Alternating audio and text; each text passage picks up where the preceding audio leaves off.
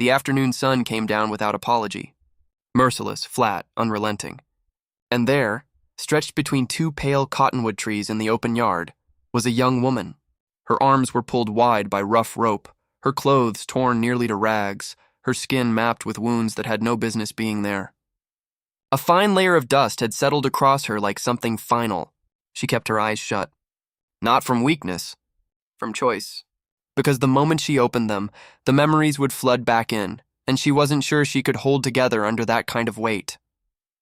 A man stood watching her from a few feet away. Perfectly still, not a word leaving his mouth. His shadow cut a cold line across the sun-baked earth at her feet. He wasn't restless. He wasn't in any rush. He simply stood there and looked. Clara Wren pulled her cracked lips apart with effort, her throat raw as gravel. "Stop staring," she managed, the words barely making it into the air. The man didn't move. Instead, he stepped closer. Slow and deliberate, like a man who understood that what he was seeing carried a weight most people chose not to pick up. From where he stood, Jessie Cade could already read the story on her wrists. The marks there weren't fresh. They had layers to them. That single observation told him more than a conversation ever could. This wasn't the result of one moment that spiraled out of hand. This was pattern. This was method, not rage. Something far colder and more patient than rage. Clara tried to turn herself away, rope digging into skin, because she could not endure being looked at like something staked into the ground and left for anyone passing through to observe. Not like property. Not like something with no say in itself. If he looked too long, he might begin to understand what had happened here, and if he understood, everything she had spent months burying would come tearing back up through the soil. Jessie didn't turn away. Not out of anything cruel. Not out of morbid interest.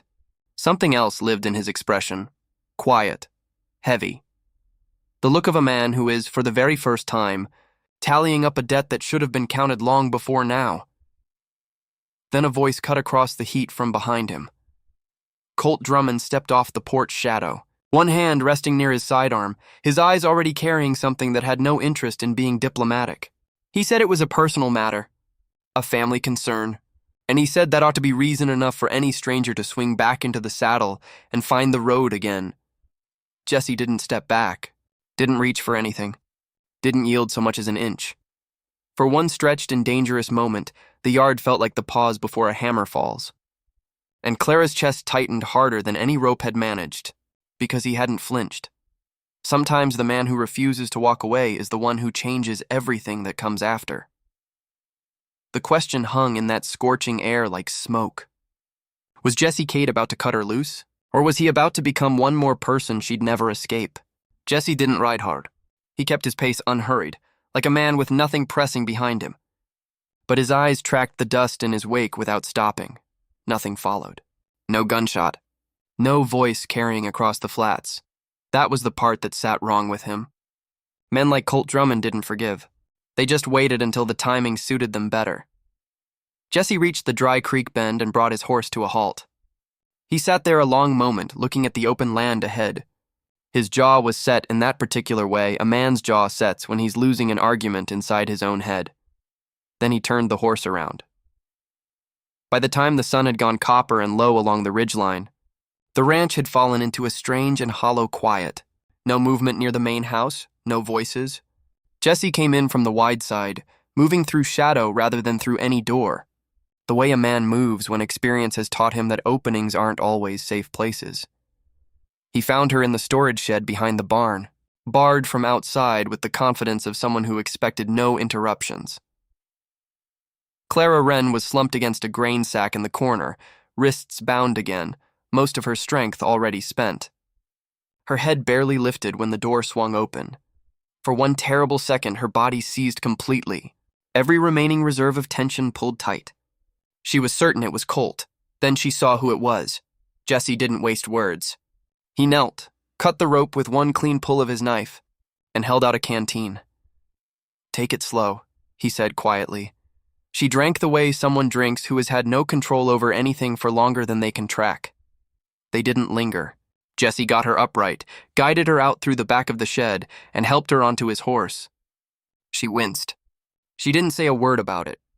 That told him more than she probably meant to share. They followed the edge of the river at a walking pace, keeping low against the land, staying out of the open skyline.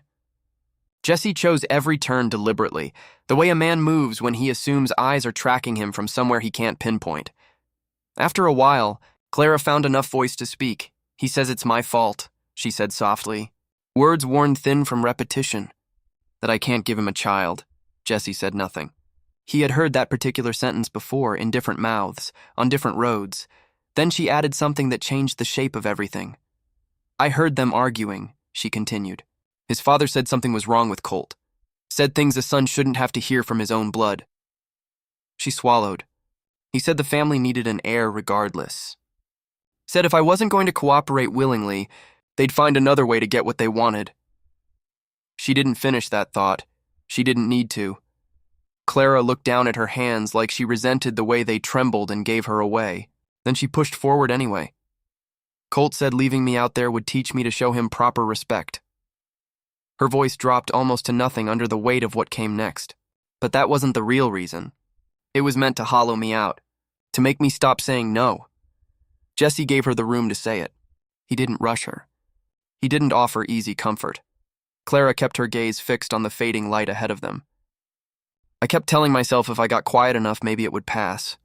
Maybe he'd settle. Maybe his father would let things alone." She shook her head once, slowly. "But men built that way don't ease up when you go silent." That was when Jesse understood something essential about her. She wasn't frightened the way he had assumed. Worn through, yes. Emptied out nearly, but not broken. She had been living inside a trap with no visible door, and she was still clear-headed enough, still sharp enough, to name precisely what had been done to her. In open country like this, a person could lose everything before anyone thought to call it what it was. The moment people started calling something a family matter, a life could disappear right out in daylight while everyone around it found someplace polite to look. Clara turned slightly toward him. "If you bring me back there," she said, her voice stripped down to its plainest truth, "I won't come through it." She didn't cry. That made it land harder than tears ever could. Jesse's grip on the reins tightened just slightly. He had known cruel men. He had known desperate men. But what the Drummonds had built was something else. And one thing had become clear to him the way bedrock becomes clear after the topsoil washes away. If he simply rode her out of the territory, it wouldn't be over. Men like the Drummonds didn't release what they believed they owned. They came for it. Every time. The real question wasn't how much distance they could make. It was simpler and harder than that. How do you stop a man who has decided another person belongs to him? The horse slowed on its own before Jesse's mind had fully formed the thought. He heard it. Hooves coming in fast and straight. Clara went rigid behind him. She didn't ask who was coming. She already knew. Jesse turned the horse into a low bend where the bank dropped, and the brush grew in thick and tangled. Not much for cover. Just enough to make a clean shot more difficult. He stepped down first, then helped Clara to the ground. Quick and steady, stay low. Nothing else needed saying. The riders came over the rise seconds later.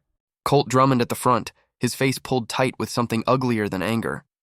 Behind him, the same broad-shouldered hired man from earlier, already working a rifle loose from the scabbard. No words this time. Colt spurred forward like he intended to go straight through Jesse and out the other side. Jesse didn't reach for his gun. Too close, too fast. Too many variables, he stepped directly into it. The first blow came hard.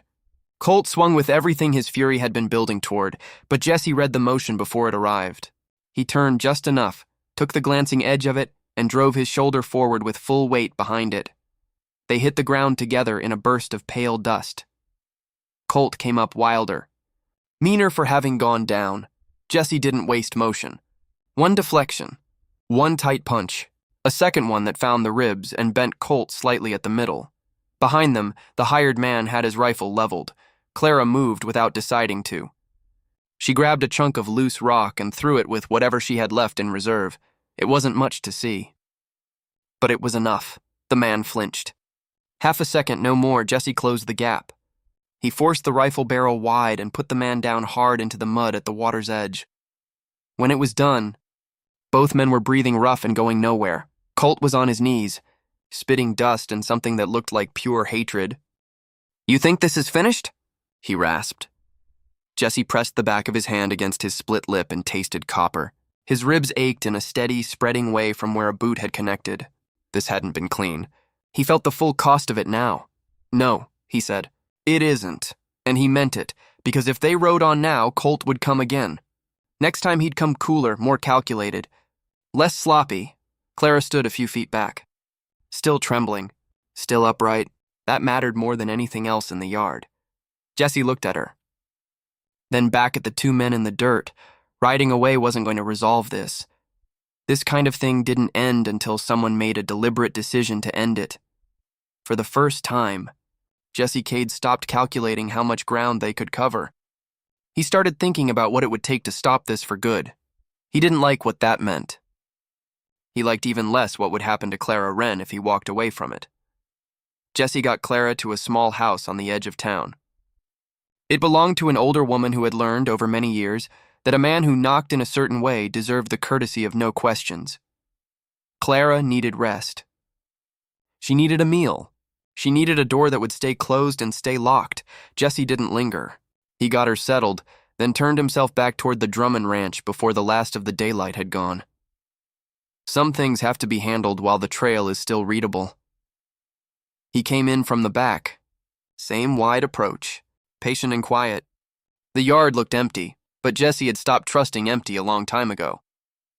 Men like Harlan Drummond didn't leave the worst of their business where anyone might stumble across it. He found what he was after in the storage shed. A ledger. Old, spine-soft from years of handling, wedged behind grain sacks like it was nothing of consequence. It was everything of consequence. He turned the pages with care. The first portion read like plain ranch bookkeeping. Supply figures, dates, routine entries. Then the pattern surfaced the way a waterline appears after the river drops. Dates that aligned exactly with what Clara had described. Short, cold notations. References to keeping the line intact. Notes about bringing the woman into compliance. Nothing ever stated in plain language. Everything legible to anyone reading it with clear eyes. Jesse closed the ledger. Now he understood the complete structure of it. Not a man who lost his temper on hard days. Something organized. Something rotten all the way to the foundation, and the foundation had a name. By morning, he had the shape of a plan. He didn't go to the sheriff first. Men like the Drummonds needed to be witnessed before any judgment could be applied to them. So he went first to the deputy, said just enough to plant unease and let that grow on its own. Then to the small church at the edge of town, where the preacher had been sitting on months of whispers he hadn't known what to do with. Jesse didn't argue with either man. He didn't appeal to anything dramatic. He just said, "Be there." Neither one agreed immediately. Men studied the floorboards, shifted their weight. Neither one said no. The deputy finally spoke, sounding like a man already uncomfortable with what he was about to admit. He said that if it came down to Jesse's word against the Drummonds, the whole town would split down the center. Jesse nodded. He had already figured that into the plan. The preacher looked as though he had aged considerably in the past few minutes. He said he had heard enough over the course of the past year to know something was badly wrong in that household. But he said that hearing something and choosing to stand in open daylight when it finally surfaces were two entirely different kinds of courage. Neither man sounded brave. That was exactly what Jesse had been counting on. Brave. Men from stories are easy to believe in. Real men were more complicated. They had people depending on them. They worried about what would still be standing after the noise died down. They calculated what loyalty cost and what it didn't. One of the ranch hands rubbed the back of his neck and said quietly that Drummond paid fair wages. Then he looked away and admitted that he had heard a woman crying, through the walls more times than he cared to count. That was the first thing anyone had said all morning that was entirely and simply true. Jesse tucked the ledger under his arm. Then come and hear the rest of it with your own ears. He didn't need fearless men. He needed men willing to be present. Sometimes a town couldn't offer more than that. Sometimes it turned out to be sufficient. Then he sent word to Colt Drummond. Said Clara was ready to come back. Said she'd be waiting by the trees. The same trees. Late afternoon, when the heat still pressed close to the earth. They all came. Colt arrived first, riding hard, already wearing the expression of a man who was certain he had won. Harlan came behind him, slower, colder, eyes moving across the yard the way a man's eyes move when he has survived this long by reading every situation before committing himself to it. They did not expect to find Jesse standing there. They did not expect the deputy, the preacher, or the two ranch hands who had watched too much for too many months and said nothing until now. For a moment, no one breathed. Then Colt moved.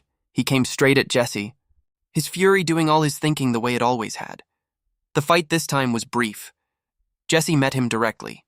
One measured step aside, one precise strike, and Colt went down into the same dust he had sent Clara, down into more times than anyone there wanted to number. Harlan reached for his gun. That was what finished him. Jesse moved with a speed that surprised everyone watching, including himself. The rifle stock connected hard with Harlan's forearm. The gun dropped useless to the ground. Silence settled across the yard like something with physical weight, and then Jesse did the one thing no one had anticipated. He hauled both men to those trees. The same trees. He bound there, wrists to the bark with the same rope, not with cruelty, not with any performance, firmly. With the absolute finality of something that was, at long last, being corrected. Nobody moved to stop him. Nobody called it a family matter. Every person standing in that yard could see, clearly and without any possibility of misreading it, exactly what had been done in this place and by whose hands. Jesse stepped back. He looked at the two men against the trees. Then he looked at the faces, watching. The yard had gone completely still. No one had a comfortable word left, because bringing the truth into open air is one thing, learning to carry what comes after is something else entirely. The yard stayed quiet for a long time after the dust stopped shifting. No one rushed toward an easy interpretation. No one reached for a way to soften the edges of what they were seeing, because every person there had witnessed it with their own eyes. Not rumor. Not something passed quietly between people who each found a reason to look the other direction. The truth stood plainly in the afternoon light, bound to two trees beneath the same sun that had nearly burned Clara Wren all the way down to nothing. The deputy moved first. Slow, but moving. The preacher bowed his head in the way a man does when he finally admits to himself that he should have moved considerably sooner, and Jesse Cade did nothing more. That was the part that meant the most. He didn't raise his voice. He didn't strike again. He didn't position himself as anyone's rescuer or anyone's judge. He had already done the hardest thing a person can do in open country and in closed towns. He had refused to look away. Within a few days, the Drummond Ranch had gone quiet in the way that only happens when a name loses the weight it once carried. Word moved the way it always does in small places, faster than anyone accounts for. Some said the law would see to the rest. Others simply stopped going near that land. Either way, the Drummond name no longer opened doors the way it once had. Men stopped hiring on there. People began speaking certain names differently when they came up. The silences around those names said as much as any words, and Clara Wren did something harder than surviving. She stood back up. Not all at once. Not without the occasional tremor running through her. But she stood. She helped mend fence posts. She fed horses in the early morning gray. She quietly and steadily reclaimed the small portions of a life that had been methodically taken from her. No announcement. No single turning point. Just steady, patient strength. One morning added to the one before it. Jesse watched from a distance at first, then from a little closer. Not the way a man watches someone he pulled out of trouble. The way a man watches someone doing the hard and private work of putting themselves back together and finds himself genuinely humbled by it. One evening, the light fell long and gold across the fence line. He stood beside her, looking out at the land. He didn't say much. After a while, he said quietly, "There's not a lot out here that a man can put right." He let that settle. But some things, you don't just ride past. Clara didn't answer. She stood there beside him, and for the first time in longer than either of them could easily name. That was enough.